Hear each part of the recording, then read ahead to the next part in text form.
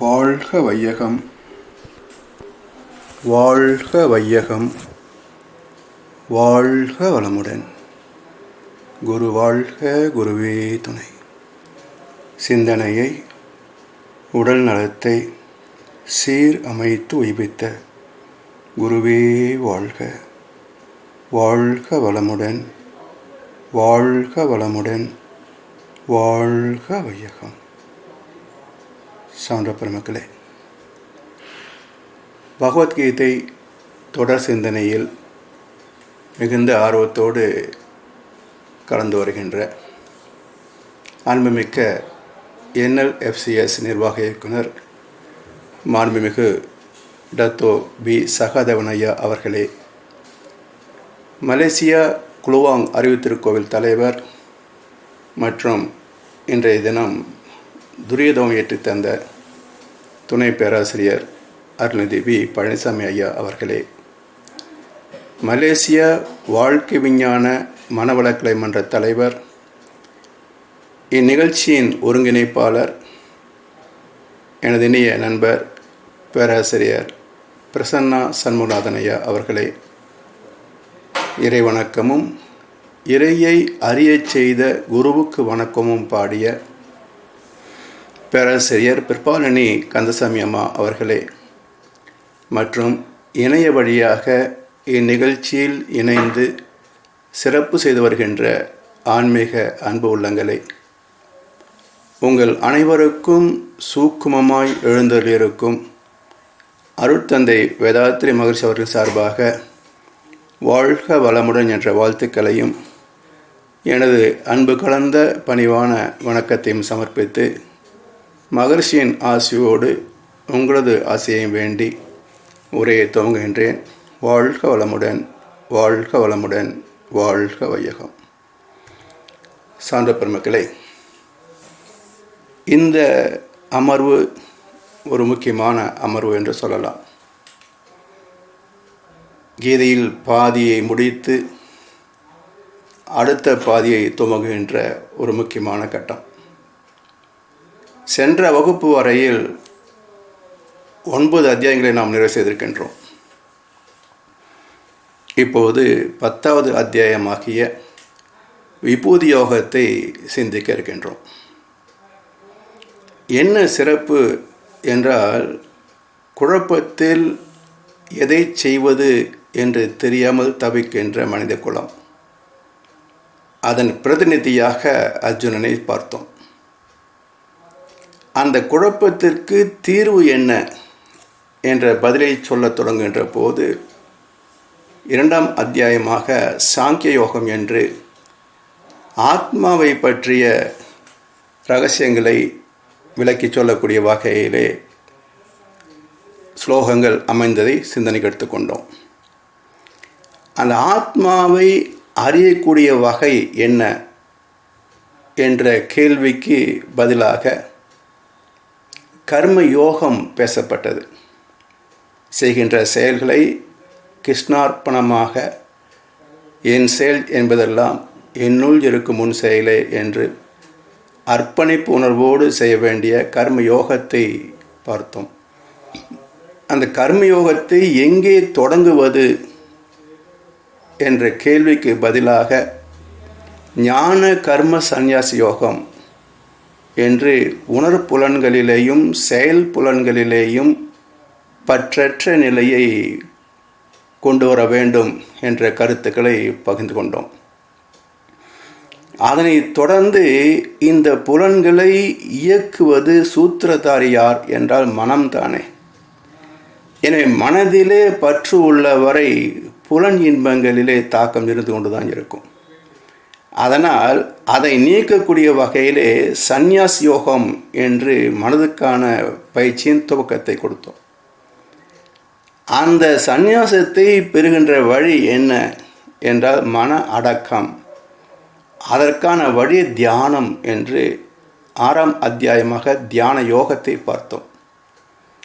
அந்த தியானத்தில் பெறக்கூடிய அனுபவங்கள் என்ன? மனம் ஒடுங்குகின்ற போது எதை நாம் அனுபவமாக பெறுகின்றோம் என்ற கேள்விக்கு விடையாக இந்த பிரபஞ்சத்திலே உள்ள பல நிகழ்வுகளை நாம் அறிகின்றோம் என்ற கருத்தை விளக்குகின்ற வகையிலே ஞான விஞ்ஞான யோகம் என்று 7ஆம் அத்தியாயத்தை பார்த்தோம்.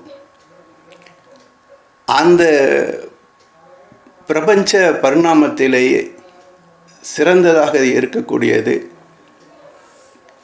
தத்துவத்திற்கு துவக்கமாக இருக்கக்கூடியது அழிவில்லாத பரம்பொருள் அக்ஷர பிரம்ம யோகம் என்று 8ஆம் அத்தியாயத்தை பார்த்தோம்.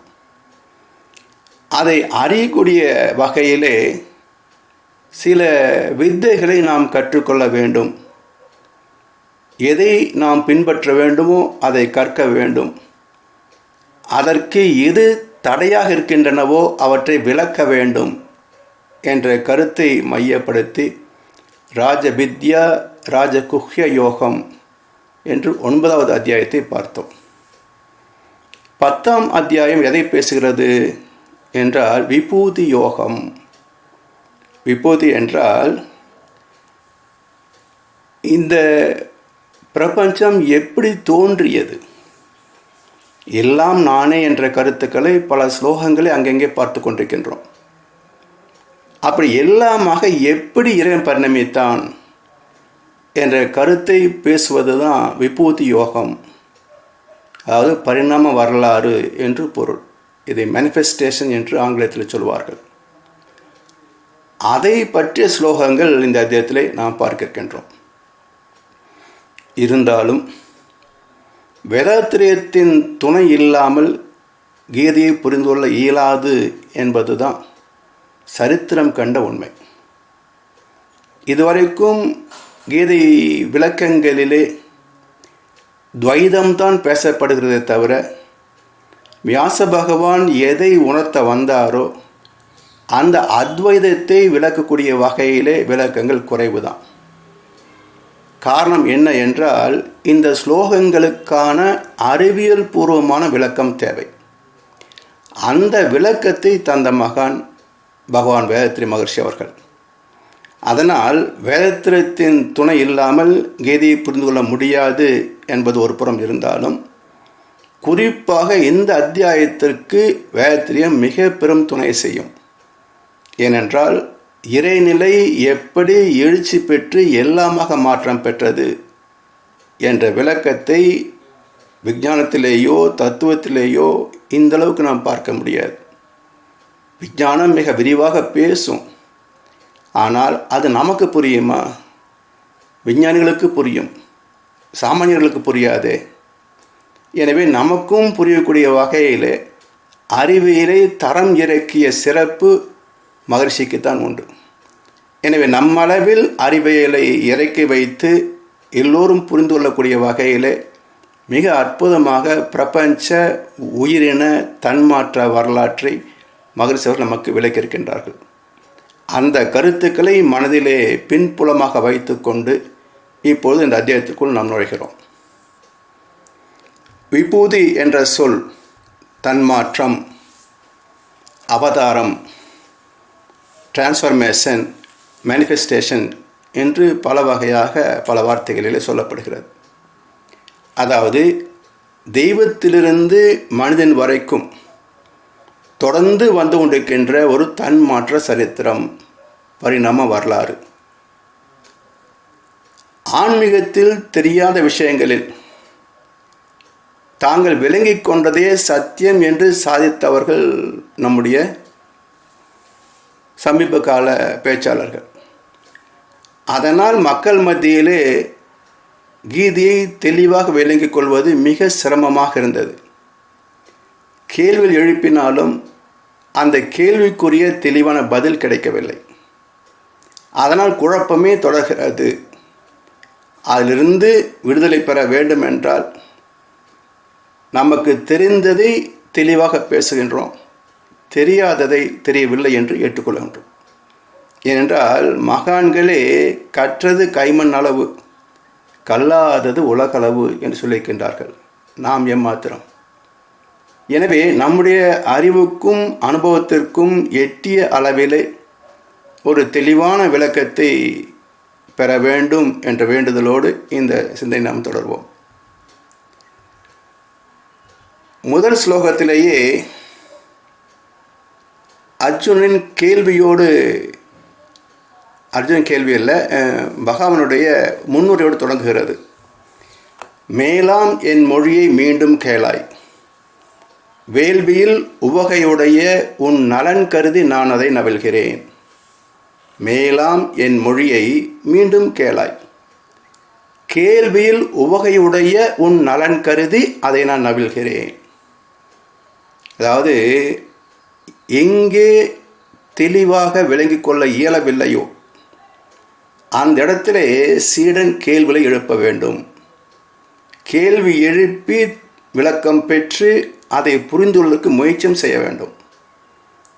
அதிலே இருவருக்கும் பெரும் மகிழ்வு கிடைக்கும். தெளிவாக விளங்கிக் கொண்டேன் என்ற மகிழ்ச்சி சீடனுக்கு, விளங்கும்படி சொன்னேன் என்ற நிறைவு குருவுக்கு. இப்படி இந்த குரு சீடன் உறவு என்பது மிக மிக புனிதமான ஒரு உறவு.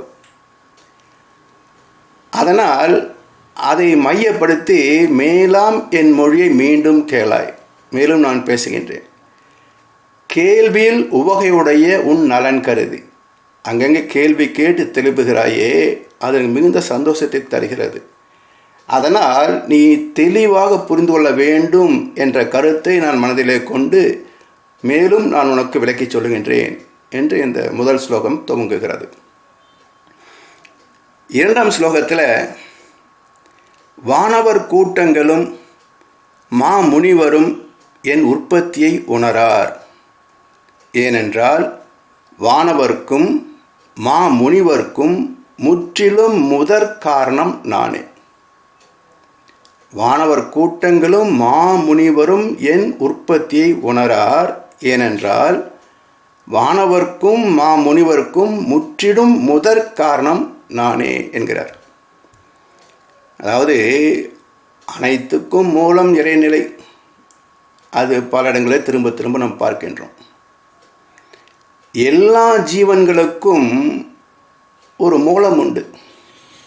பிள்ளைக்கு தந்தை ஒருவன். இப்படி ஒவ்வொரு ஜீவனும் தோன்றுவதற்கு ஒரு மூலம் உண்டு, தாய் தந்தை உண்டு. ஆனால் இவை அனைத்திற்கும் மூலப்பொருள் எது? நம் எல்லோருக்கும் தந்தை இறைவன். அவன்தான் பரமபிதா என்றார்கள். நமக்கு மூலம் பிதா, அனைத்திற்கும் மூலம் பரமபிதா. இந்த உடல் என்ற சபத்திற்கு மூலம் தந்தை தந்த உயிர் என்ற சிவம். அனைத்திற்கும் மூலம் அந்த பரமசிவம். சித்பவானந்தர் சொல்கிறார், உண்மையில் இறைநிலை எப்போதும் எங்கும் நீக்கமற நிறைந்திருக்கின்ற பேரறிவும் பேராற்றலும் ஆகும். இந்த கருத்தை அப்படியே பதிவு செய்கிறேன். காரணம் என்ன என்றால், மகரிஷியும் இதையே தான் சொல்கின்றார். உண்மையிலேயே இறை தத்துவத்தை அனுபவத்தில் பெற்றவர்கள் சொல்கின்ற விளக்கம் ஒரே மாதிரி தான் இருக்கின்றன. திருப்புராய்த்துறை ராமகிருஷ்ண மடத்துடைய தலைவராக இருந்தவர் சுவாமி சித்பவானந்தர். அவர் எழுதிய விளக்க உரை மிக அற்புதமான ஒன்று. அதில் அவர் தெளிவாக சொல்லுகின்றார், இறைநிலை பேரறிவும் பேராற்றலும் ஆகும். இதே மகர்ஷி அவர்கள் ஒரு கவியில் சொல்கின்ற போது, என் ஜனனம் என் மரணம் இரண்டையும் யான் அறியேன். இது எப்படி உண்மையாகும்? மகர்ஷி தெரியாதா தன்னுடைய முடிவு எப்போ என்பது? சரி, அதை விடலாம். பிறப்பு எப்போதும் தெரியாதா என? 14 ஆகஸ்ட் 1911 என்பது தெரியாதா என்ன? பிறகு என் ஜனனம் என் மரணம் இரண்டையும் நான் அறியேன் என்று சொன்னால் என்ன பொருள்? உடலுக்கு பிறப்பு தான் 14 ஆகஸ்ட் 1911. உடலுக்கு மறைவு தான் 26 மார்ச் 2006. ஆத்மாவுக்கு என்ன ஜனன நாள், என்ன மரண நாள் யார் காண முடியும்? ஆத்மா எப்பொழுது பிறந்தது, எப்பொழுது முடிவு பெறப்போகிறது, இந்த காலக்கணக்கை யாராலும் அறிய முடியாது. அதை மகர்ஷி சொன்னார்கள், என் ஜனனம், என் ஆத்மாவுடைய பிறப்பு என்றைக்கு எனக்கு தெரியாது, என் ஆத்மாவின் முடிவு என்றைக்கு அதுவும் எனக்கு தெரியாது. என் ஜனனம் என் மரணம் இரண்டையும் யான் அறியேன், எனினும் அவை இரண்டினையும் என் மனதில் கொண்டே பொன் முதலாய் பொருள் அனைத்தும் ஈட்டுகின்றேன். புவி வாழ்வின் இயல்பொக்க பொது நலமை கருதி நன்மை எனும் வழிகளிலே அவற்றை செலவாக்க நற்சமயம் வாய்க்குமெனில் அனைத்தையுமே அளிப்பேன். என் முகமும் எளிமையுமே எனது செல்வம், வீடோ ஏகவெளி என துறவு எண்ணத்தில் பூண்டேன் என்று அற்புதமான கவியை தந்தார். அப்போது ஞானிகளுக்கு எது சொத்து என்றால் என் முகமும் எளிமையுமே செல்வம். இது அவருடைய வாசம். எந்த பங்களாவில் அவர்கள் தங்குவார்கள் என்றால் அந்த வீடு ஏகவெளி, வீடு பேரு. அப்படி அனைத்தும் உணர்ந்த மகான்களுக்கு இந்த ஆத்மாவின் மூலமும் முடிவுமே அறிய முடியவில்லை என்றால் இறைநிலை எங்கே தோன்றியது, எந்தெந்த பரிமாணங்களை தொட்டது, எப்படி விரிவு பெற்றது என்பதை யார் விளக்கி சொல்ல முடியும்? எனவே வானவர் கூட்டங்களும் மாமுனிவரும் அந்த தெய்வத்தின் உற்பத்தியை உணரார். ஏனென்றால் வானவர்க்கும் மாமுனிவர்க்கும் முற்றிலும் முதற் காரணம் உடல் தோன்றுவது மட்டும் அல்ல, அறிவின் முழுமைக்கும் சிந்தனையின் உச்சத்திற்கும் அதே இறைநிலைதான காரணம். 3ஆம் ஸ்லோகத்தில் ஆதி இல்லாதவன் என்றும் பிறவாதவன் என்றும் உலகுக்கு தலைவன் என்றும் என்னை அறிகிறவன் மானுடருள் மயக்கம் இல்லாதவன், அவன் பாபங்கள் அனைத்தினின்றும் விடுபடுகிறான். ஆதி இல்லாதவன் என்றும் பிறவாதவன் என்றும் உலகுக்கு தலைவன் என்றும் என்னை அறிகிறவன் மானுடருள் மயக்கம் இல்லாதவன், அவன் பாபங்கள் அனைத்தினின்றும் விடுபடுகின்றான். ஒரு வார்த்தையை பார்ப்போம். ஆதி இல்லாதவன், தனக்கு ஒரு மூலம் கிடையாது. வானுக்கு மூலம் எவனோ மண்ணுக்கு மூலம் அவனே, யாருக்கும் அவனே தந்தை, அவனுக்கு தந்தை இல்லை, அல்லாஹ் பெற்ற பிள்ளை தானே யாரும். அப்படி அனைத்திற்கும் மூல பரம்பொருளாக முழுமுதல் பொருளாக ஆதி சிவமாக இருப்பது அந்த நிலை. அது ஆதி இல்லாத மெய்ப்பொருள். அது எங்கிருந்தும் உருவானது அல்ல, எப்போதும் நிரந்தரமாக இருக்கின்ற மறைப்பொருள். அடுத்து பிறவாதவன் ஏனென்றால் பிறப்பு என்ற ஒரு செயல் உண்டு என்றால் பிறந்த நேரம் என்று ஒன்று காலம் உண்டு அல்லவா? அப்போ மூலம் எப்படி சொல்ல முடியும்? எதிலிருந்து பிறந்தான் என்ற கேள்வியும் வரும் அல்லவா? எனவே அவன் ஆதி இல்லாதவனால் பிறப்பும் இல்லாதவன். அனைத்து இயக்கங்களுக்கும் அவன் கர்த்தா. அவனில் இருந்து அனைத்தும் பரிணமித்தன. இந்த உண்மையை யார் உணர்கிறார்களோ அவர்களுக்கு மயக்கம் நீங்கி விடுகிறது. உலகுக்கெல்லாம் தலைவனாக விளங்குகின்ற, கர்த்தாவாக விளங்குகின்ற அந்த இறைவனை யார் அறிகிறார்களோ அவன் மயக்கத்திலிருந்து விடுபடுகின்றான். ஆதி சிவம் என்றாலும் அவனேதான், கர்த்தரே என்றாலும் அர்த்தம் அவன்தான், அல்லாவே என்றாலும் எல்லாமும் அவனேதான். எனவே இந்த மாபெரும் இரகசியத்தை யார் அறிகிறார்களோ, அதுவும் ஐயமின்றி அறிய வேண்டுமென்றால் அனுபவம் வேண்டும். ஐயப்படாது அகத்து அது உணர்வானை தெய்வத்தோடு ஒப்புக்கொள்ளல் என்று தீர்ப்பளித்தார் வள்ளுவ பெருந்தகை. யார் ஒருவர் சிறிதளவும் ஐயத்திற்கு இடமின்றி தெள்ள தெளிவாக இதுதான் மூல பரம்பொருள் என்று தன் அனுபவத்தில் உணர்ந்தார்களோ, ஒன்றி கலந்து தெளிந்தார்களோ, அவர்களை நடமாடும் தெய்வமாகவே மதிக்க வேண்டும் என்று தீர்ப்பளித்தார் வள்ளுவர். ஐயப்படாது அகத்து அது உணர்வானை தெய்வத்தோடு ஒப்பக்கொள்ள. அந்த தெய்வத்தோடு ஒப்பக்கொண்டதனால்தான் மகான்களை பரமஹம்சர் என்று சொல்கின்றோம். அம்சம் என்றால் தன்மை, குணம். பரம அம்சம் என்றால் இறைவனின் தன்மைகளை உடையவர் என்று பொருள். கிறிஸ்து என்றால் ஞானம் பெற்றவர், முழுமை பெற்றவர் என்று பொருள். முகமது சல் என்றால் தெய்வத்தை அனுபவத்தில் உணர்ந்தவர் என்று பொருள். புத்தர் என்றால் அன்பாகிய அந்த சிவத்தை அனுபவத்தில் பெற்றவர் என்று பொருள். இப்படி பரமஹம்சர், கிறிஸ்து, முகமது சல், புத்தர் என்ற எல்லா வார்த்தைகளும் ஒரே தகுதியைத்தான் அறிவிக்கின்றன. அது தெய்வத்தை அனுபவத்தில் அறிந்து தெளிந்த மகான்கள். மனித குலம் அனைவரும் வணங்கத்தக்க மதிப்புமிக்கவர்கள், சிறப்புமிக்கவர்கள், காலத்தால் அழியாத பேறு பெற்றவர்கள். அதனால் அவர்களை அந்த இறை தத்துவத்தை அதே போல் நாமும் அறிகின்ற போது இந்த உலக வாழ்க்கையை பற்றிய மயக்கம் நீங்கிவிடுகின்றது. என்ன மயக்கம்? இது ஒரு நாடக மேடை.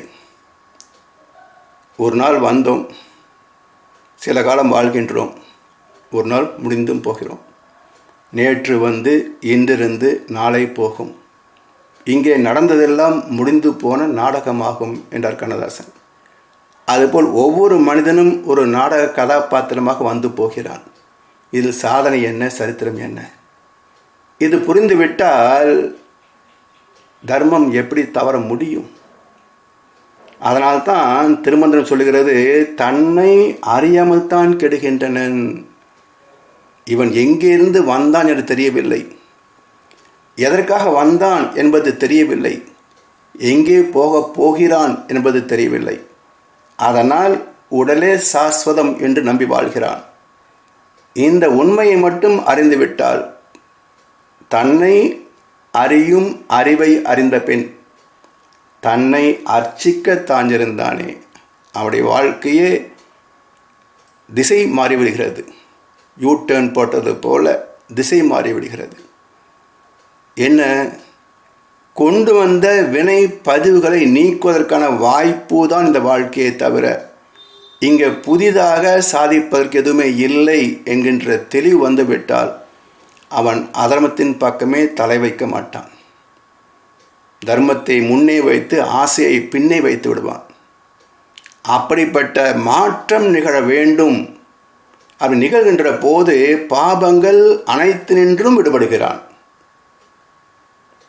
புதிதாக பாவம் செய்வதற்கும் வாய்ப்பு தேடுவதில்லை. கொண்டு வந்த பாவங்கள் துன்பங்களாக கழிந்து போகின்றன. அந்த துன்பத்தையும் பொறுமையோடு சகித்து கொள்கின்றான். அந்த சகிப்புத்தன்மையினால் பாவங்கள் கழிகின்ற போது அந்த இடத்தை புண்ணியம் சொல்கிறது, அறம் சொல்கிறது.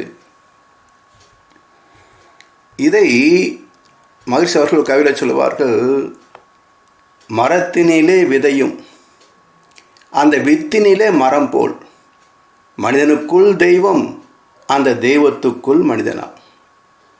பரத்தை உணர், அது வெளியாம், பஞ்சபூத கூட்டெனும் பதமடைந்த இவ்வுடலுக்குள் அப்பறவெளியே அறிவும் ஆம். உரத்த ஓசை ஒடுங்கினால் மௌனம் தானே. உரத்த ஓசை ஒடுங்க மௌனம். உணரவல்ல அறிவு உள்ளாய் நீ. உருவம், ஓசை, ஒளி, சுவைகள், மனம் இவைக்கும் மூலம் காண். துரத்திடாதே உன் மனதை இன்ப துன்ப ஆழ்விலே. தோன்றிய நீ அமரும் இடம் சுத்த வெளி தேர்ந்து நில். வீடோ ஏகவெளி என துறவு எண்ணத்தில் பூண்டேன். தோன்றிய நீ அமருமிடம் சுத்த வெளி தேர்ந்து நெல். அந்த தேர்ச்சி பெற்றுவிட்டால் தெளிவு வந்துவிடும். தெளிவு வந்துவிட்டால் தர்மமே வாழ்வாகும். அடுத்து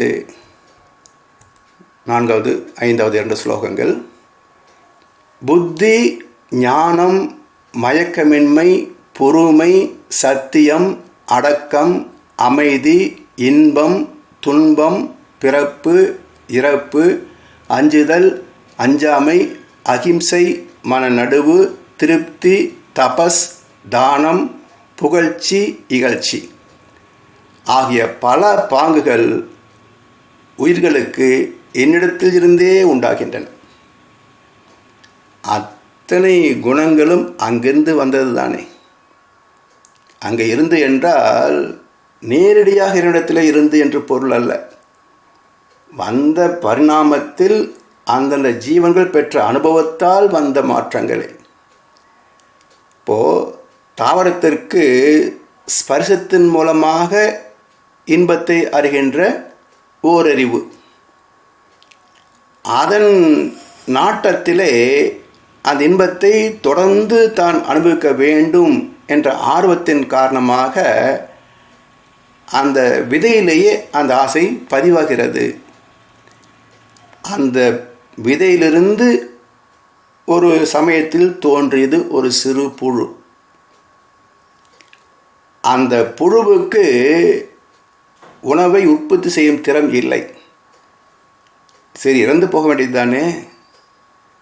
பிறகு ஏன் அது முயற்சி எடுத்து தன்னைத்தான் காத்து கொள்ள முனைகிறது என்றால், தாவரத்திலே தொடர்ந்து வாட வேண்டும் என்ற ஆசை பிறந்தது. அந்த ஆசையின் காரணமாக எப்படியாவது வாழ வேண்டும் என்ற ஒரு மியூட்டேஷன், இயல்பூக்கம், சூழ்நிலைக்கு தகுந்தாற்போல் தன்னை அமைத்து கொள்ளக்கூடிய அறிவு செயல்பட்டது. அதனால் அது தன் வாய்க்குள் போகக்கூடிய ஒரு சிறிய புழுவையோ அல்லது சின்ன பூவின் ஒரு பகுதியையோ இலையின் ஒரு பகுதியோ கடித்து சாப்பிட்டு தன்னை காத்து கொண்டது. இப்படி கல்லைத்தான் மண்ணைத்தான் கரைக்கத்தான் குடிக்கத்தான் கற்பித்தானா என்று கேட்டார் அவை பிராட்டி. அது ஏற்கனவே அனுபவப்பட்டிருக்கும். மனிதன் அனுபவப்படவில்லை என்றாலும் மற்ற ஜீவன்கள் அனுபவப்பட்டு இருக்கும்.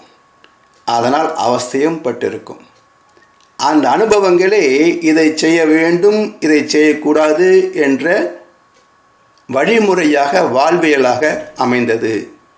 எனவே புத்தி, ஞானம், மயக்கமின்மை, பொறுமை, சத்தியம், அடக்கம், அமைதி, இன்பம், துன்பம், பிறப்பு, இறப்பு, அஞ்சுதல், அஞ்சாமை, அகிம்சை, மன நடுவு, திருப்தி, தபஸ், தானம், புகழ்ச்சி, இகழ்ச்சி, இப்படி எல்லா அனுபவங்களும் அந்த பரிணாமத்தினால் வந்த தர மாற்றங்களே. எனவே அதை நீக்கி இன்பத்தை நோக்கிய பயணம்தான் மனிதனாக பரிணமித்தது. தர்மசம் ஸ்தாபனார்த்தாய சம்பவாமி யுகே யுகே. அதாவது நல்ல வசதியான வாழ்க்கை, நாடறிந்த புகழ் வாழ்க்கை, அப்படி அமைந்தவர் என என்ன சொல்கின்றோம்? புண்ணியம் செய்தவன் என்கிறோம் அல்லவா? அப்போ புண்ணியம் எப்படி வரும்? தர்மம் செய்தால் புண்ணியம் வரும். அப்போ தர்மசம் ஸ்தாபனார்த்தாய என்றால் புண்ணியம் செய்வதை நிலைப்படுத்துவது, இன்பம் தருவதை நிலைப்படுத்துவது என்று பொருள். இதன் மறுபக்கம் என்ன? பாவம் செய்யாதிருப்பது, துன்பத்தில் விழாமல் காத்துக்கொள்வது என்று பொருள். அப்போ தர்மசம் ஸ்தாபனார்த்தாய சம்பவாமி யுகே யுகே. ஒவ்வொரு இயக்கத்திலும் சீவனிலும் பெற்ற அனுபவங்களின் அடிப்படையிலே இன்பத்தை நோக்கிய ஒரு பயணம், the journey of consciousness towards perfection என்று சொல்வார்கள். அறிவின் நிறைவை நோக்கிய அறிவின் பயணம், முழுமையை நோக்கிய அறிவின் பயணம். அந்த பயணத்திலே இன்பத்தை தக்க வைத்துக் கொள்வதும் துன்பத்தை நீக்குவதுமே வாழ்க்கை. எனவே இறையாற்றல் பரிணாமம் என்ற தன்மாற்ற நீதியிலே ஒவ்வொரு இயக்கத்திலும் ஜீவனிலும் பெற்ற அனுபவங்கள் எல்லாம் தரம் மாறிக்கொண்டே வருகின்றன. எப்படி மின்சாரம் ஒன்று தானே, ஒரு விளக்கினுள் சென்றால் வெளிச்சமாக மாறுகிறது, ஒரு விசிறிக்குள் நுழைந்தால் காற்றாக மாறுகிறது, ஒரு குளிர்சாதன பெட்டிக்குள் நுழைந்தால் குளிராக மாறுகிறது. ஆனால் மின்சக்தி ஒன்று தானே. அதே போல இறைவன் ஒன்றே.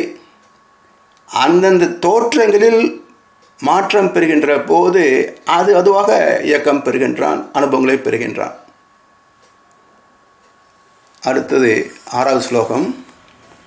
மகரிஷிகள் எழுவரும் முன்னை மனுக்கள் நால்வரும் என் பிரபாவத்தோடு என் மனதில் உதித்தார்கள். உலகில் உயிர்கள் யாவும் அவர்களிடத்து இருந்து வந்தவைகள். மகரிஷிகள் எழுவரும் முன்னை மனுக்கள் நால்வரும் என் பிரபாவத்தோடு என் மனதில் உதித்தார்கள். உலகில் உயிர்கள் யாவும் அவர்களிடத்திலிருந்து வந்தவைகள். இந்த ஸ்லோகத்தில் தான் பரிணாமம் தொடர்கிறது. எப்படி தொடங்குது பார்ப்போம். மகரிஷிகள் எழுவரும் என்ன சொல்கின்றோம்? 7 ரிஷிகள், அத்ரி, பிருகு, மரேசி என்றெல்லாம் பெயரை சொல்லுவார்கள். சுவாமி சித்பானந்தர் என்ன சொல்கிறார்? 7 ரிஷிகள் என்பது இந்த சூரிய குடும்பம். சூரிய குடும்பத்தில் 7 கிரகங்கள் இருக்கின்றன. அவர்கள் தான் ரிஷிகள் என்று சொல்கின்றோம். சூரியன், புதன், சுக்கிரன், பூமி, செவ்வாய், குரு, சனி. சரி, முன்னை மனுக்கள் நால்வர். மனு நீதி என்று ஒரு வார்த்தை உண்டல்லவா? அப்ப நீதி என்றால் இயக்க ஒழுங்கு, ஒரு விதி என்று அர்த்தம். அப்ப மனு நீதி என்றால் ஒரு இயக்கத்திற்கு ஒரு விதி, ஒரு செயலுக்கு ஒரு நீதி என்று பொருள். இயக்கத்திற்கு காரணம் என்ன? இயங்குகின்ற அனைத்தையும் ஆராய்ந்து கண்ட அறிவியல் சொன்ன உண்மை என்ன? Time, distance, volume, force are the basic core principles of mathematics. அதாவது காலம், தூரம், பருமன், வேகம் என்ற 4 அடிப்படை அலகுகளை மையமாக கொண்டதுதான் கணிதம், கணக்கு. அப்ப 4 மனுக்கள் என்பது இந்த 4 அலகுகள், இயக்கத்திற்கான அலகுகள். அதை கொண்டு மனிதன் கண்டுபிடித்த கணக்குகளுக்கான அலகுகள். அப்படி 7 கோள்கள், 7 ரிஷிகள், 4 அலகுகள், 4 மனுக்கள். அப்போ மகரிஷிகள் எழுவரும் முன்னை மனுக்கள் நால்வரும் என் பிரபாவத்தோடு என் மனதில் உதித்தார்கள். அது என்ன பிரபாவம்? ஒன்று, இறைவனின் அறிவு அதில் அடங்கியிருக்கிறது. இரண்டாவது, இறைவன் எழுச்சி பெற்ற போது அறிவே வேகமாக, ஆற்றலாக வெளிப்பட்டது. அப்போ அறிவே ஆற்றல் ஆனதால் அந்த ஆற்றலிலே அறிவு விதியாக அமைந்தது, இயக்க சீர்மையாக அமைந்தது. அதனால் இது இறைவனின் அமைப்பு. ஒரு பொருளுக்கு மூலமாகவும் இயக்க விதியாகவும் அமைவது தெய்வ நீதி. அதனால்தான் தெய்வத்தையும் தெய்வ நீதியையும் அறிந்தால் மட்டுமே வாழ்க்கையில் ஒழுக்கம் சாத்தியமாகும். தெய்வத்தை அனுபவத்தில் அறியவில்லை என்றாலும் தெய்வ நீதி புரியாது. தெய்வ நீதி புரியவில்லை என்றால் தர்மம் தெரியாது. தர்மம் தெரியவில்லை என்றால் ஒழுக்கம் இருக்காது. ஒழுக்கம் இல்லை என்றால் பாவத்தை செய்தே தீருவான். அதனால் தவம் செய்வார் தம் கர்மம் செய்வார், மற்ற அல்லார் அவம் செய்வார் ஆசை உட்பட்டு. ஒரே தீர்ப்பு அளித்தார் வள்ளுவ பெருந்தகை. யார் தவம் செய்யவில்லையோ அவன் பாவம் செய்தே தீருவான். உலகத்தின் எழுதப்படாத விதி இது. சுப்ரீம் கோர்ட்டிலே கூட இந்த சட்டம் கிடையாது. ஆனால் வள்ளுவன் சொன்ன சட்டம் இது. ஏனென்றால் அவன் தவம் செய்யவில்லை என்றால் ஆசையின் கைப்பாவை ஆகிவிடுகின்றான். ஆசையை முன்னே வைத்து தர்மத்தை பின்னே வைத்த பிறகு தர்மத்தை எங்கே தேடுவது? அதனால் அவன் துன்பம் செய்தே தீருவான், பாவம் செய்தே தீருவான். என் பிரபாவத்தோடு என் மனதில் உதித்தார்கள். உலகில் உயிர்கள் யாவும் அவளிடத்திலிருந்து வந்தவைகள். யாரிடத்திலிருந்து? நவகோள்களிலிருந்தும் 4 மணுக்கள் என்ற காலம் தூரம் பருவன் வேகம் என்ற அலகுகளை மையப்படுத்தியும் அனைத்தும் வந்தன. எப்படி?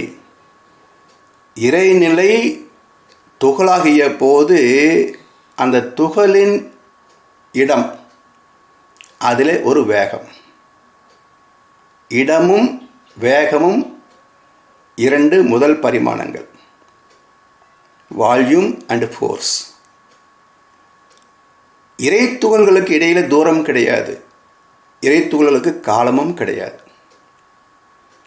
கோடிக்கணக்கான இறைத்துகள்கள் குவிந்து ஒரு மின் அணு விண் ஆகின்ற போதுதான் அந்த விண்ணுக்கு விரைவு அதிகம். ஒரு இறைத்துகளுக்கு என்ன விரைவோ அதில் எத்தனை இறைத்துகள்கள் அடங்கியிருக்கின்றனவோ அத்தனை மடங்கு விரைவு வெளிப்படும். அதனால் விண்ணுக்கு வேகம் அதிகம். வேகம் அதிகமானதால் இன்னொன்றை பக்கத்தில் விடாது, தள்ளி வைக்கும், விலக்கி வைக்கும். தூரம் வந்தது. விண்ணுக்கு பிறப்பு உண்டு, டைம் ஆஃப் பர்த், பிறந்த நேரம் உண்டு. அந்த விண் துணை மின்னணு, கருவணு மற்றும் துகளாகி குவார்ட்சு, காட் பார்ட்டிக்கிள் மீண்டும் இறைத்துகளாகின்ற வரைக்கும் அதற்கு தேய்மானம் உண்டு, தேய்வு உண்டு. ஒரு நாள் மீண்டும் அது இறைத்துகளாகவே முடிந்து போகும், டைம் ஆஃப் டெத். அப்போ விண்ணுக்கே பிறந்த நேரம் உண்டு, முடிகின்ற காலம் உண்டு. அந்த பிறப்புக்கும் இறப்புக்கும் இடைப்பட்ட நீட்சி காலம் என்ற கணக்கு. அதனால் அணுவிலே காலம் பிறந்தது, தூரம் பிறந்தது. அதற்கு மூலமாக இறைத்துகளிலே இடமும் வேகமும் இருந்தது. அதனால் விண்ணிலே இடமும் வேகமும் தூரமும் காலமும் இணைந்து 4ஆக பரிணமித்தது, 4 மணுக்கள். அதன் சேர்க்கையினால் 1008 அண்டங்கள் அடங்கிய பிரபஞ்சம். அதிலே ஒரு அண்டம் இந்த மில்கிவே கேலக்சி. அதிலே உள்ள 10,000 சூரிய குடும்பங்களில் ஒன்று நம்முடைய சூரிய குடும்பம். அதிலே ஒரு கோள் நம்முடைய பூமி. இதிலே உயிர்கள் தோன்றின. காரணம் 27 நட்சத்திர தொகுதிகளின் அலைவீச்சும் நவகோள்களின் அலைவீச்சும் பூமியின் பஞ்சபூத சேர்க்கையின் அலைவீச்சும் 3ம் இணைந்ததால் விண் உயிராக மேன்மை பெற்றது, உயிரே ஜீவனாக மாற்றம் பெற்றது. இதுதான் பரிணாமம். அப்படி உயிர்கள் யாவும் அவரிடத்திலிருந்து வந்தவைகள்.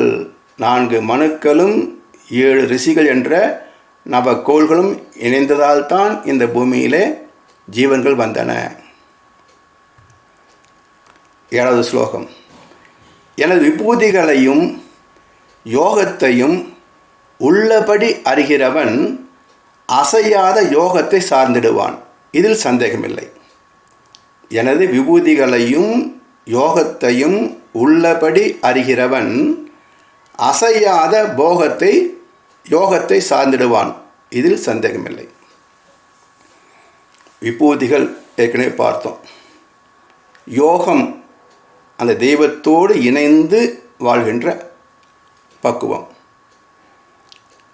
இந்த இரண்டையும் உள்ளபடி அறிகிறவன் அசையாத யோகத்தை சார்ந்திடுவான். சலனமோ சபலமோ அவனை பந்திக்க முடியாது. அவன் நித்திய சுதந்திர புருஷனாகிறான். அவனை யாரும் கட்டுப்படுத்த முடியாது. அவன் தன்னிச்சையாக செயல்படக்கூடியவன். அந்த தன்னிச்சையிலே தெய்வ நீதி தவறாது, இறை உணர்வு தவறாது. எனவே தெய்வத்தையும் தெய்வ நீதியையும் மதித்து வாழ்வனை தவிர வேறு எந்த சமுதாய கோட்பாடுகளுக்கும் அஞ்சாதவன். எப்படி சாக்ரட்டிஸ் உண்மைக்கென்றே உயிர் துறந்த சாக்ரட்டிஸ், பெயர் கண்டும் நஞ்சுண்டு அமைவர் நயத்தக்க நாகரிகம் வேண்டுபவர் என்றார் வள்ளுவ பெருந்தகை. நாகரிகம் என்றால் நா அகம் இரிகம் என்று மூன்றாக பிரியும். நாக்கு, அகம் ஆத்மா, இரிகம் மனசு. ஆத்மாவிலே இருக்கின்ற பரம்பொருள், அந்த தெய்வம் எதை நினைக்கிறதோ அதையே மனம் நினைக்க வேண்டும், அதையே வாய் உச்சரிக்க வேண்டும், புலன்கள் செய்ய வேண்டும். அப்படி யார் தர்மம் சார்ந்த வாழ்க்கை வாழ்கிறார்களோ அவர்களே நாகரிகம் தெரிந்தவர்கள். மற்றவருக்கு என்ன என்பதை கவிஞர் வாலி சொன்னார்.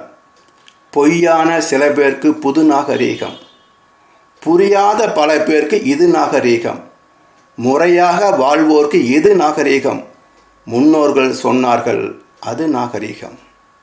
என்ன சொன்னார்கள்? நா அகம் இரிகம்.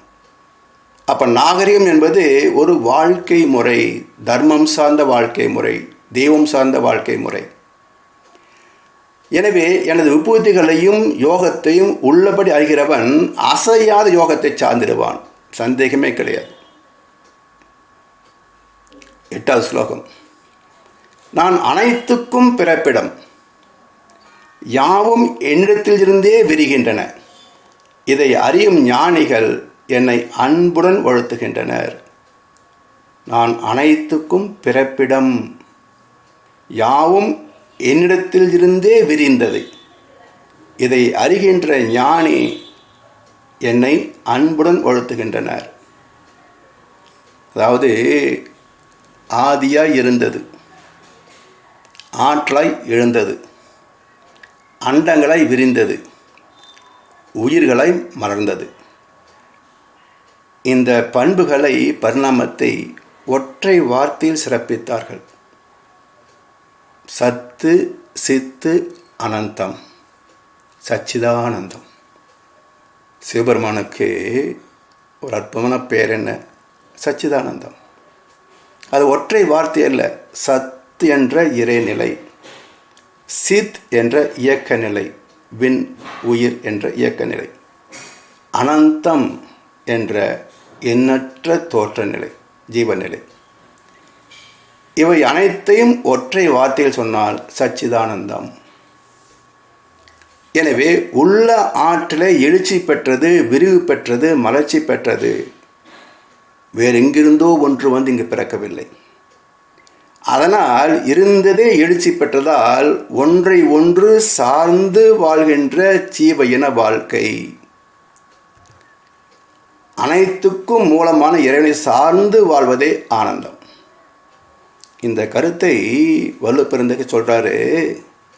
சார்புணர்ந்து சார்பு கட ஒழுகின் மற்ற ஆங்கு சார்தரா சார்தரு நோய்.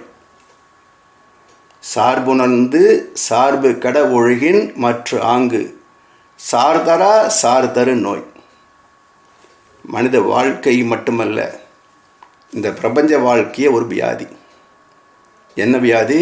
சார்தரு நோய், ஒன்றை சார்ந்து வாழ்கின்ற நோய்.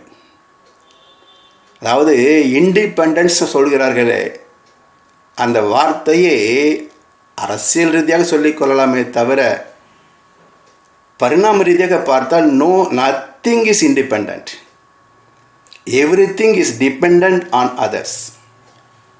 இந்த பிரபஞ்சத்தில் எதுவுமே தனித்த கிடையாது. இப்போ நாம் தனித்த வாழ்கின்றோம். உணவுக்கு தாவரம், உயிருக்கு சுவாச காற்று, மற்ற அனைத்துமே, வாழ்வுக்கு குடும்பம், தொழிலுக்கு சமுதாயம், இப்படி நாம் தனித்த வாழ்கின்றோம். சார்பு வாழ்க்கை தானே. இந்த நாடு உலகை சார்ந்திருக்கிறது, உலகு பூமியை சார்ந்திருக்கிறது, பூமி சூரிய குடும்பத்தை சார்ந்திருக்கிறது, அது பால்வெளி மண்டலத்தை சார்ந்திருக்கிறது, அது பிரபஞ்சத்தை சார்ந்திருக்கிறது, பிரபஞ்சம் இறைவனை சார்ந்திருக்கிறது. அப்போ சாராத ஒன்று எது? தெய்வம் மட்டுமே யாரையும் சார்ந்திருக்கவில்லை. எனவே அந்த தெய்வத்தை நீ அறிந்துவிட்டால், வலு சொல்கிற கருத்து என்ன என்றால், அந்த தெய்வத்தை நீ அறிந்துவிட்டால் இந்த சார்பு வாழ்க்கையிலிருந்து நீ விடுதலை பெறுகிறாய். சார்பு உணர்ந்து சார்பு கெட ஒழுகின் மற்ற ஆங்கு சார்தரா சார்தரு நோய். அதனால்தான் கேட்பது என்ற நிலை வந்துவிட்டால் கேட்கின்ற இடம் இறைவனாக இருக்க வேண்டும். யாரிடத்திலும் கையேந்துகின்ற பிச்சைக்கார வாழ்க்கை இறைவன் நமக்கு தரவில்லை. அந்த புண்ணியத்தை, அந்த சிறப்பை நம்முடைய மனதிலே ஆழமாக பதித்து கொண்டால் எந்த பிறப்பிலும் யாரிடத்திலும் கையேந்துகின்ற நிலைமையே வராது. அப்படி ஏந்துகின்ற நிலை வந்தது என்றால் ஏந்துகின்ற இடம் இறைவனாகத்தான் இருக்க வேண்டும், வேறு யாரிடத்திலும் ஏந்தக்கூடாது. அடுத்த ஸ்லோகத்தில் 9வது, சித்தத்தை என்பால் வைத்து உயிரை எனக்கு உரியது ஆக்கி ஒருவருக்கொருவர் என்னை விலக்கிக் கொண்டும் யாண்டும் என்னை போற்றி பேசியும் மன நிறைவடைந்தும் மகிழ்வடைந்தும் இருக்கின்றனர். சித்தத்தை என்பால் வைத்து உயிரை எனக்குரியதாக்கி ஒருவருக்கொருவர் என்னை விலக்கிக் கொண்டும் யாண்டும் என்னை போற்றி பேசிக்கொண்டும் மன நிறைவடைந்தும் மகிழ்வடைந்தும் இருக்கின்றனர். சீடனின் பக்குவம் என்ன என்பதை இந்த ஸ்லோகம் பேசுகிறது. இவ்வளவு சிறப்புமிக்க இறைவனை அறிகின்ற போது நம்முடைய வாழ்க்கை எப்படி இருக்கும்? இப்போது பக்தி மார்க்கமோ ஞான மார்க்கமோ ஏதோ ஒரு மார்க்கம் இல்லை குழப்ப மார்க்கம் எப்படி இருந்தாலும் தெளிந்த இறை அனுபவம் இருக்கிறதோ இல்லையோ, பரமாத்மாவை பற்றி பேசுவதும் கேட்பதும் படிப்பதும் நம்மை போல் ஞான மார்க்கத்தில் உள்ளவர்கள் தவம் செய்வதும் உணர்வதும் இந்த ஆத்மாவுக்கு ஒரு நிறைவளிக்கிறதா இல்லையா? அப்போ ஏன் அந்த நிறைவு வருகிறது? தெய்வத்தை தேடுவதிலே இந்த ஆத்மா சுகம் காண்கிறது. அறிந்துவிட்டால் கிடைப்பது பேரின்பம், அதை உச்சக்கட்டம். ஆனாலும் தெய்வத்தை பற்றி பேசுவதிலேயே, கேட்பதிலேயே, சிந்திப்பதிலேயே, படிப்பதிலேயே ஒரு நிறைவு இருப்பதனால்தானே பக்தர்கள் பரவசப்படுகிறார்கள். அது உண்மையோ கதையோ பொய்யோ யார் எழுதிய கட்டுக்கதையோ இருந்தாலும் அதில் ஒரு ஆனந்தம் இருக்கிறதா இல்லையா? அப்போ ஏன் அந்த ஆனந்தம் வருகிறது என்றால், இந்த ஆத்மா தன் மூலமாகிய பரமாத்மாவை நேசிக்கிறது, விரும்புகிறது, அதனோடு ஒன்றி கலக்க துடிக்கிறது. அதனால் சித்தத்தை என்பால் வைத்து உயிரை எனக்குரியதாக்கி ஒருவருக்கொருவர் விளக்கி பேசிக்கொண்டோம், போற்றி பேசியும். திருக்குறள் எடுத்தால் இறைவனை போற்றுகிறது, திருவாசகம் எடுத்துக்கொண்டால் இறைவனை போற்றியே நிறைய பாடல்கள் பேசப்படுகின்றன. இப்படி எந்த ஆன்மீக நூலை எடுத்து பார்த்தாலும் இறைவனை போற்றாத ஒரு இதிகாசமோ காவியமோ உண்டா? அப்போ ஏன் போற்றுகிறார்கள்? அதைவிட பெருமை மிக்கது, சிறப்பு மிக்கது வேறு எந்த பொருள் வஸ்து இந்த உலகத்தில்? அதனால் அனைத்து மேன்மைகளுக்கும் ஒரே பிரபு, சொந்தக்காரன் யார் என்றால் இறைவன் தானே. அவனது பெருமை பேசுவதிலே இந்த ஆத்மா சுகம் காண்கிறது, சுகம் காண்கிறது. உண்மையிலேயே பயிற்சியின் மூலமாக, ஒழுக்கத்தின் மூலமாக, தர்மத்தின் மூலமாக, அறத்தின் மூலமாக கர்ம பலன் நமக்கு சாதகமாக அமைந்தால் அந்த தெய்வத்தை அறிகின்ற பேரின்பத்தை எந்த வார்த்தையால் பேச முடியும்? எந்த விளக்கத்திற்கும் விளங்காத அல்லவா அது? திருமந்திரம் சொன்னது போல, மகளுக்கு தாய் தன் மணாளனோடு ஆடிய சுகத்தை சொல்லென்றால் சொல்லுமாறு எங்கனே. பெற்ற மகளுக்கு ஒரு தாய் தன் கணவனோடு தூக்கின்ற இல்லற சுகத்தை பேச முடியுமா? அதே மகள் திருமணமாகி தன் இல்லறத்தை துவங்குகின்ற போது தாய் பெற்ற அதே இல்லற சுகத்தை அவள் பெறுகிறாளா இல்லையா? அதுபோல் மகளுக்கு தாய் தன் மணாளனோடு ஆடிய சுகத்தை சொல்லென்றால் சொல்லுமாறு எங்கனே. அவங்கவங்க தான் அனுபவிக்க முடியும், அதுக்கு வார்த்தைகள் பயன் தராது. சொல் என்றும் மொழி என்றும் பொருள் என்றும் இல்லை. சொல்லாத சொல்லுக்கு விலை ஏதும் இல்லை. சொற்கடந்த பரம்பொருள் தானே இறைவன். சொற்கடந்த இன்பம் தானே தாம்பத்திய உறவு. எனவே அந்த சொல்லாத இன்பத்தை, தெவிட்டாத இன்பத்தை எந்த வார்த்தைகளால் விளக்கி சொல்ல முடியும்? நான் இப்படி அனுபவித்தேன் என்பதை எந்த வார்த்தையால் விளக்கி சொல்ல முடியும்? அடுத்து 10வது ஸ்லோகம். யோக முயற்சியோடு அன்புடன் என்னை வாழ்த்துபவர்க்கு புத்தி யோகம் வழங்குகிறேன், அதனால் அவர்கள் என்னை அடைகிறார்கள். யோக முயற்சியோடு அன்புடன் என்னை வாழ்த்துபவர்க்கு புத்தி யோகம் வழங்குகிறேன், அதனால் அவர்கள் என்னை அடைகிறார்கள். அதாவது அறிவு, புத்தி, ஸ்ருதி, யோகம், இப்படி எந்த வார்த்தை வந்தாலும் அது அறிவு சார்ந்த பக்குவத்தின் குறியீடு என்றுதான் பொருள். வள்ளல் பெருமான் சொல்லவில்லையா, அருட்பெரும் ஜோதி தனிப்பெரும் கருணை. இறைவன் ஜோதிமயமானவனா? இல்லையே. பிறகு ஏன் ஜோதியாக இறைவனை போற்றிருக்கிறார்கள் நம்முடைய முன்னோர்கள், மகான்கள் என்றால், விளக்கு, விளக்கம். பருப்பொருள் விளக்கு பாதையில் இருக்கின்ற மேடு பள்ளங்களை கண்களுக்கு காட்டி தடுமாற்றம் இல்லாத ஒரு பயணத்திற்கு துணை செய்கிறது பருப்பொருள் விளக்கு. விளக்கம் நாம் வாழ்க்கையில் சந்திக்கின்ற இன்பத் துன்பங்களுக்கான காரணங்களை விளக்கி சொல்லி, இந்த செயல்கள் எல்லாம் தவிர்த்து விட்டால் உனக்கு துன்பம் வராது, இவற்றெல்லாம் நீ பின்பற்றினால் இன்பத்தை பெறலாம் என்று வாழ்க்கையின் இன்பத் துன்பங்களுக்கான காரண காரியங்களை விளக்கி சொல்லி, தர்மத்தின்படி வாழ்வதே உனக்கு இனிமையானது, பாதுகாப்பானது, துன்பமில்லாதது என்று சொல்வதனால அந்த விளக்கத்தை எடுத்து காட்டுகின்ற அறிவுக்கும் ஜோதி விளக்கு என்று பெயர் வைத்தார்கள். விளக்கு, விளக்கம். என்றால் பிரணவம், தெய்வம், காந்த ஆற்றல்.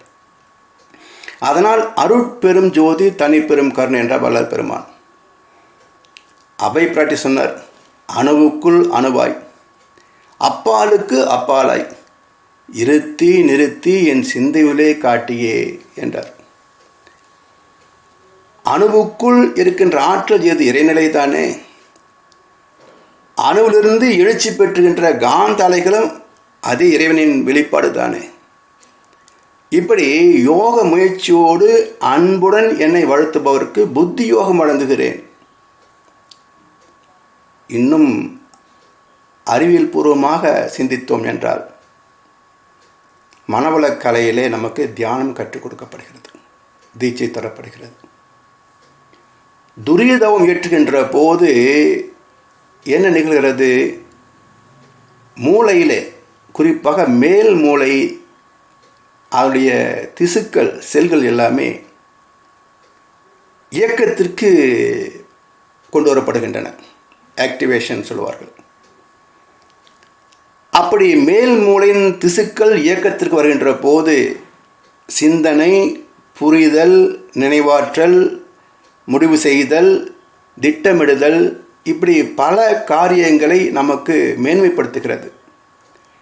எனவே அதெல்லாம் புத்தி சார்ந்தது தானே, அறிவு சார்ந்தது தானே.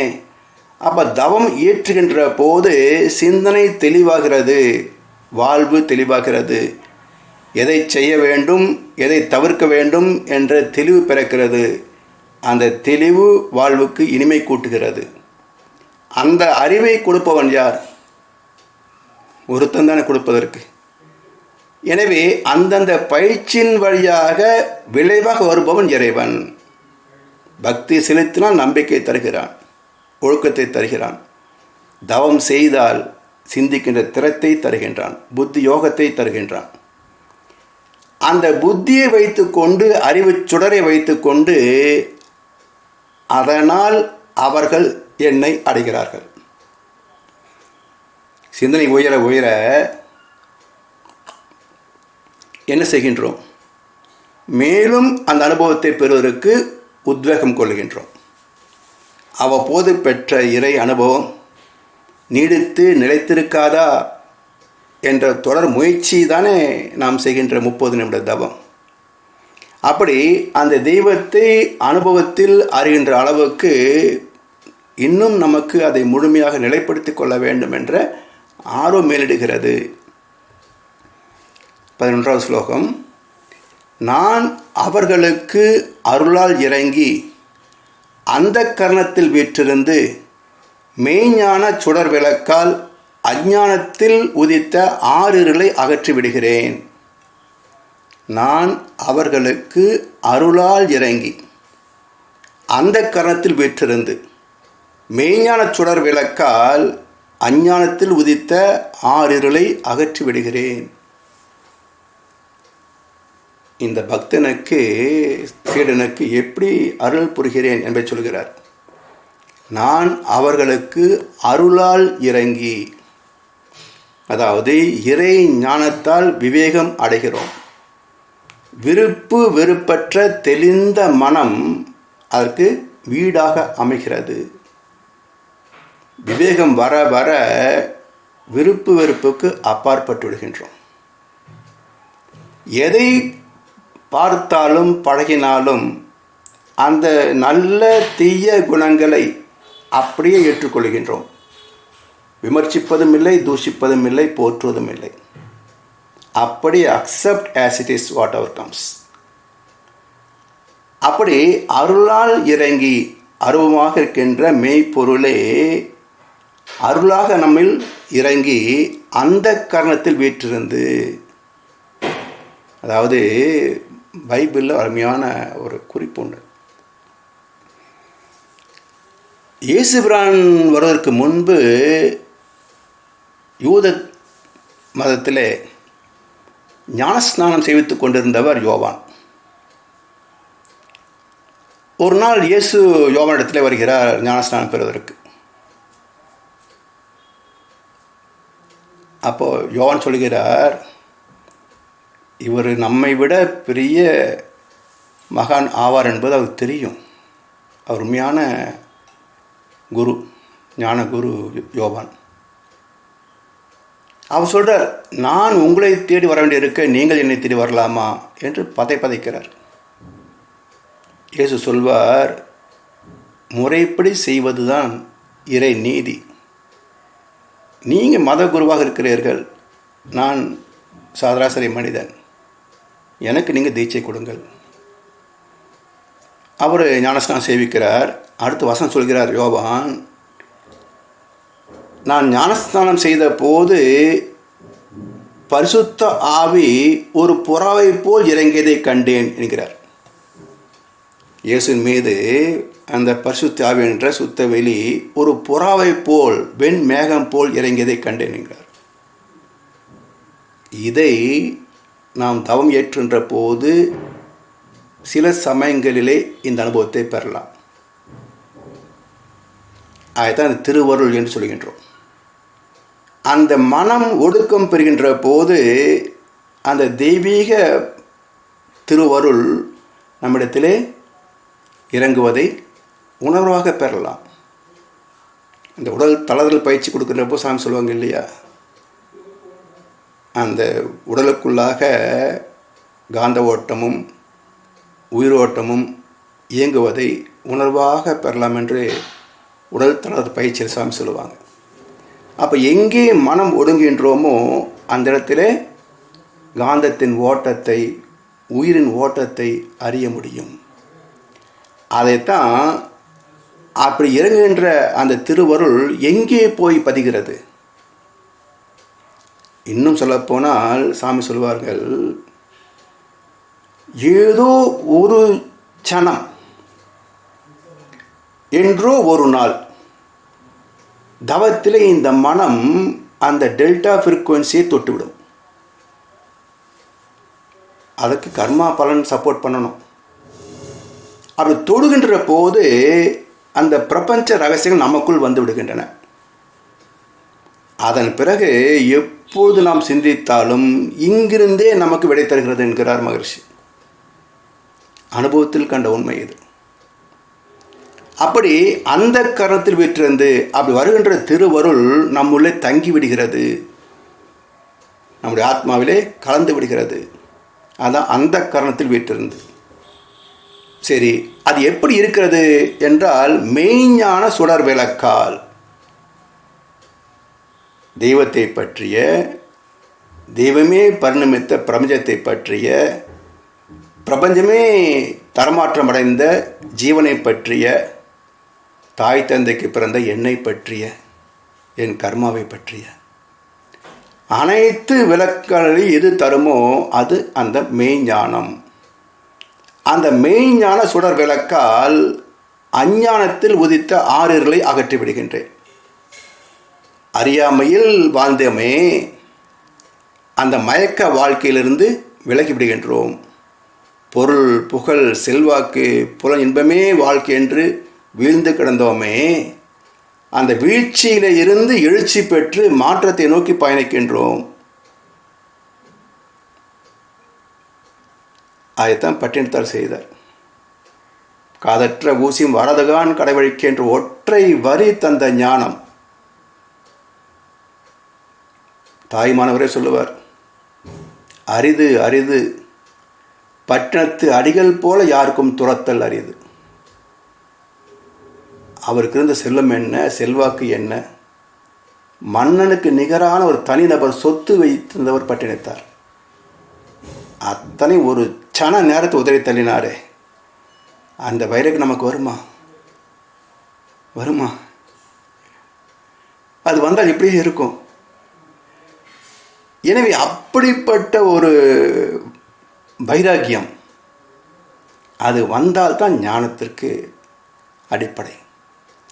எனவே அஞ்ஞானத்தில் உதித்த ஆறிருள், அறியாமையில் பொருள், புகழ், செல்வாக்கு, புலன் இன்பங்களே வாழ்க்கின்ற வாழ்ந்தேனே இறைவா, அங்கிருந்து என்னை கை தூக்கி விட்டு விட்டாய். அதனால் என்னுடைய ஆறிருள், அந்த மயக்கம் என்ற இருட்டு என்னை விட்டு விலகிவிட்டது. ஞான வெளிச்சத்தில் நான் வாழ்க்கையை நடத்துகின்றேன் என்று இந்த 11வது ஸ்லோகம் முடிகிறது. இதுவரை அமைதியாக கேட்ட அர்ஜுனன் இப்போ ஒரு கேள்வியை எழுப்புகின்றான். அது என்ன என்பதை அடுத்த அமர்விலே நாம் சிந்தனைக்கு மேற்கொள்வோம் என்று சொல்லி வாய்ப்பளித்த அனைவருக்கும் நன்றி பாராட்டி இன்றைய விளக்கத்தை நிறைவு செய்கின்றோம். வாழ்க வளமுடன், வாழ்க வளமுடன், வாழ்க வையகம்.